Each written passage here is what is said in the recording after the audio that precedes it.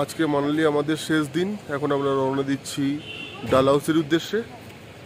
মানালিকে bye bye করে দেখা যাক কখন পৌঁছাই। পৌঁছতে পৌঁছতে রাত হবে, অনেকটা রাস্তা। তো মানালির ট্যুর আজকে এখানেই শেষ। আবার ডালহাউসি পৌঁছে ডালহাউসি দেখাচ্ছি আপনাদেরকে। চলুন বেরোনো যাক।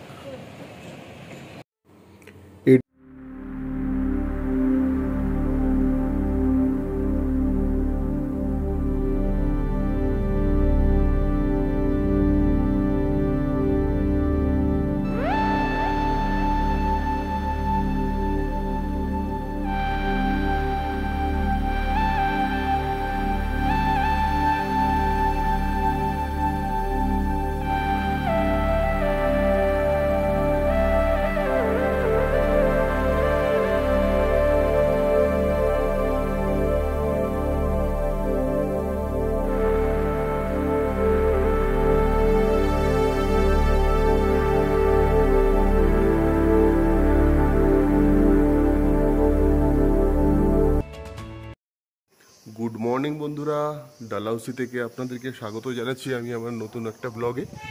কালকে রাত্রি প্রায় 2টোর সময় এসে পৌঁছেছি ডালহাউসিতে, যে কারণে রাতে আর আসার ভিডিওটা দেখাতে পারিনি।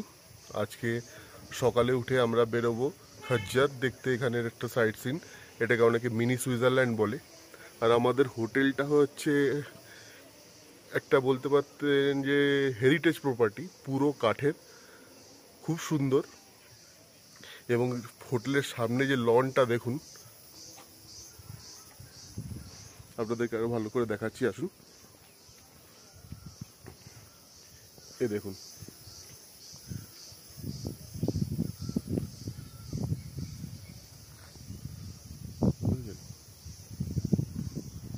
খুব সুন্দর। মানে একান্তে নির্জনে শান্তিতে যদি কেউ সময় কাটাতে চান 2-4 দিন, এখানে আসতে পারেন। আমি এই ফার্স্ট ডালহাউসিতে এলাম, কিন্তু সত্যি কথা বলতে আমার খুব ভালো লেগেছে। এতদিন মানালি, সিমলা যে গেছিলাম, ওগুলোতে লোকজনে ভর্তি, মার্কেট আর কোলাহল, বাপরে বাপ, হাঁটার জায়গা পাওয়া যায় না। কিন্তু 2-4 দিনের জন্য এরম কোনো জায়গা যেখানে নিজেকে খুঁজে পাওয়া যায়, সেরকম জায়গা হলে আমার মনে হয় না মন্দ হয়। তাই আমার মনোবৃত্তির সঙ্গে আপনাদের মনোবৃত্তি যদি মেলে, তাহলে আপনাদেরও খুব ভালো লাগবে ডালহাউসি। এখন ব্রেকফাস্ট করে বেরোবো, কি সাইট সিন আছে। কারণ কালকে আমাদের চণ্ডীগড় রিটার্ন। কালকে রাতে চণ্ডীগড়টাতে স্টে করে পরশু দিনকে আবার সকালবেলা ট্রেন ধরে দিল্লিতে একদিন স্টে, তারপরে বাড়ি। তা মন আস্তে আস্তে করে খারাপের দিকে, কারণ ট্রিপটা শেষ হতে চলেছে। আবার কবে আসবো, আবার কবে বেরোবো জানি না। তবে চেষ্টা তো করবোই বেরোনোর। আর বেরোলে জানেন তো, আপনাদেরকে দেখাতে নিশ্চয়ই ভুলবো না। তো চলুন ব্রেকফাস্ট করে বেরোনো যাই। কোথায় কোথায় যাই আপনাদেরকে দেখাচ্ছি, চলুন। এখন আমাদের হোটেল ক্রাগ।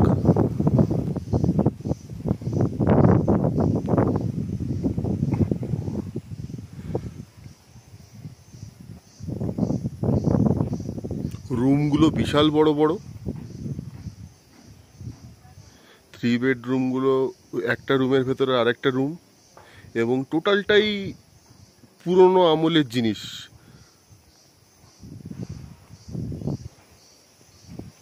কিন্তু 1-2 দিনের জন্য আপনাদের নিশ্চয়ই থাকতে খুব একটা খারাপ লাগবে না। আমার তো খুবই ভালো লাগছে।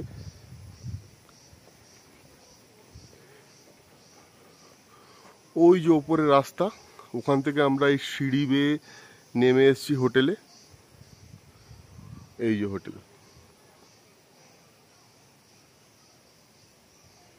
দাঁড়িয়ে দেখুন হোটেলের লনটা।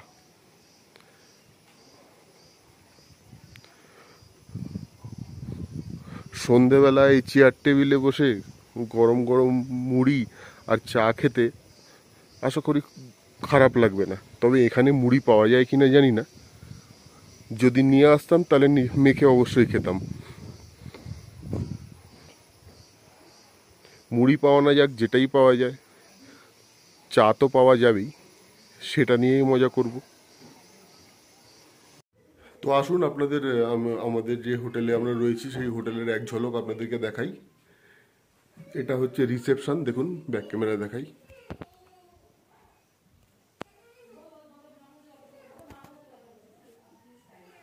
রিসেপশন, আর এই যে আমাদের রুম নাম্বার 6। আসুন রুমের ভেতরটা দেখাই।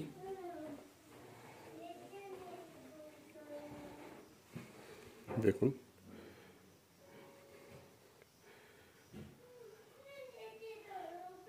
ঘুম থেকে ওঠানোর পরে ব্ল্যাঙ্কেটগুলো এখনো গোছানো হয়নি, তাই অগোছালো অবস্থায় পড়ে রয়েছে।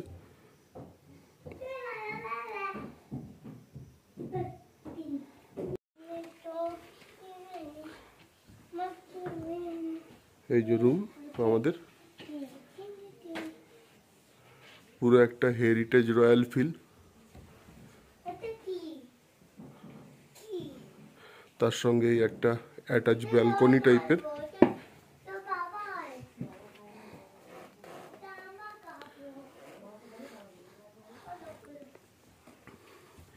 এখান দিয়ে পাহাড়ের মনোরম দৃশ্য দেখতে পাবেন।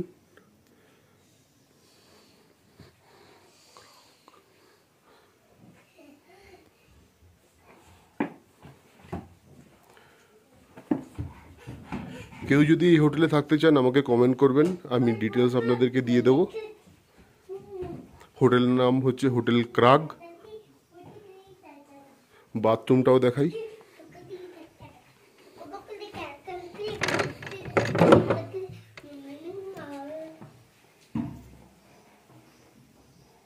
ছিমছাম পরিষ্কার পরিচ্ছন্ন।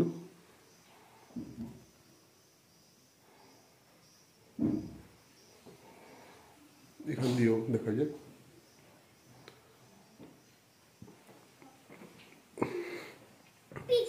তো চলুন বন্ধুরা এবার বেরোই, আপনাদেরকে বাইরে সাইট সিন করতে যাচ্ছি। খাজ্জার বলে একটি জায়গা, নিশ্চয়ই আপনারা সবাই জানেন। চলুন আমিও দেখি, আপনাদেরকেও দেখাই।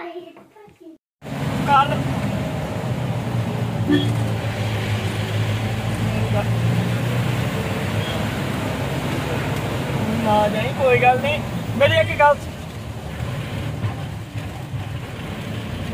सुन ला, मेरी 50,000 च कर ला, ठीक है? आप सही दसा अपना पहला गेड़ा है बाबे का लाना है, ठीक है? चाहे कहो बचे गड्डी नूं, चाहे कहो ना बचे, ठीक है? हाँ, चाहे कख भी ना बचे गड्डी नूं, ठीक है? भावें तेल ते भी जाना ना कर ला कुछ। हाँ 40-45,000 च कर ला। আপনাদের সবাইকে স্বাগত জানাই ভারতবর্ষের মিনি সুইজারল্যান্ড খাজিয়ারে।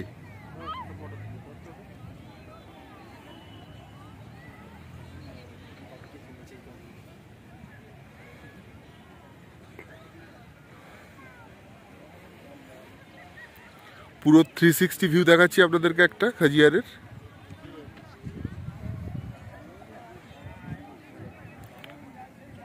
ডিসেম্বর জানুয়ারি মাসে এই খাজিয়ারের দৃশ্যটা পুরো অন্যরকম হয়। এখন যেমন দেখতে পাচ্ছেন সবুজে সবুজ, তখন হবে শুধু সাদা। যেদিকে তাকাবেন সেদিকেই বরফে ভর্তি থাকে। এখানে প্রচণ্ড বরফ পড়ে এবং তার সঙ্গে সঙ্গে কিছু আইস স্কেটিং অ্যাক্টিভিটিস, নানা রকম কিছু আপনারা করতে পারেন। প্রকৃতির কি অপরূপ দৃশ্য, কি অপরূপ সৌন্দর্য। জানি না আমি ক্যামেরায় কতটা দেখাতে পারছি, তবে ডালহাউসি আসাটা সার্থক। আমি প্রথমবার এসেছি, আগেও বলেছি আপনাদেরকে। অনেক হিল স্টেশনের থেকে আমার অনেক ভালো লেগেছে ডালহাউসি, আপনারাও দেখুন।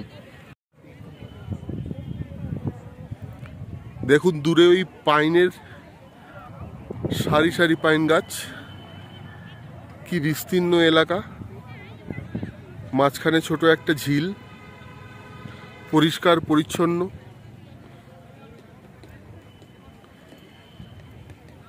যেন মন খুলে নিঃশ্বাস নেওয়া যাচ্ছে।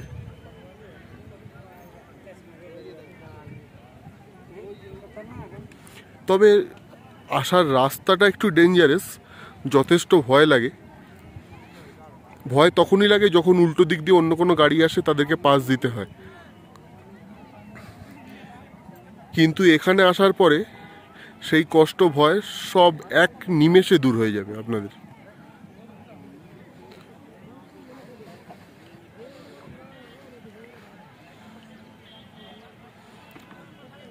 যথেষ্ট পরিষ্কার পরিচ্ছন্ন, কোনো কিছু ফেললে সঙ্গে সঙ্গে তা তুলে নেওয়া হচ্ছে পরিষ্কার পরিচ্ছন্ন রাখার জন্য।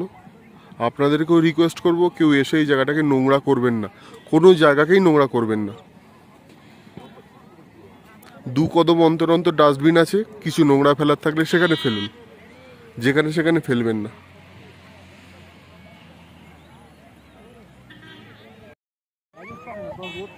ডালহাউসি থেকে 22 কিলোমিটার দূরত্বে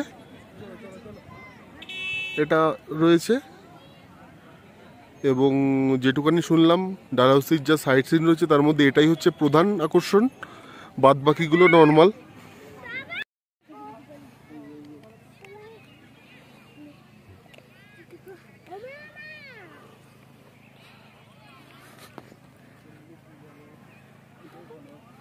কথা বলো বাবা,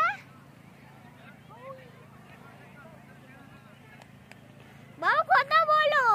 হ্যাঁ চলা শুনে না। একবার খাজিয়ারটাকে পুরো রাউন্ড মেরে দেখছি, এবার আস্তে আস্তে করে হোটেলের দিকে রওনা দিতে হবে। এখন বাজে 5:30, আর আসার রাস্তাটা আপনাদের বলেছিলাম খুবই ডেঞ্জারাস, সরু রাস্তা, একটা গাড়ি থাকলে আর একটা গাড়িকে পাস দিতে খুব কষ্ট হচ্ছে, যে কারণে চাইছি না রাত্রিবেলা ওই রাস্তা থেকে ফেরার জন্য। দিনের আলো থাকতে থাকতে যেন ওই রাস্তাটা ক্রস করে যাই, তার জন্যই বেরোবো।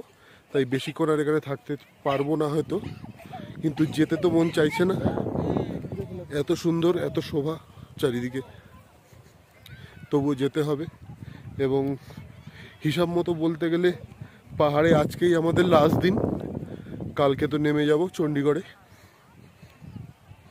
আবার দেখা যাক কবে এরকম কোনো ট্রিপ হয়, যদি হয় আপনাদেরকে নিশ্চয়ই দেখাবো। যেতে মন চাইছে না, কি করব, খারাপও লাগছে, তবু যেতে তো হবেই। চলুন তাহলে এগোনো যাক আস্তে আস্তে হোটেলের দিকে, গাড়িতে ওঠা যাক, চলুন।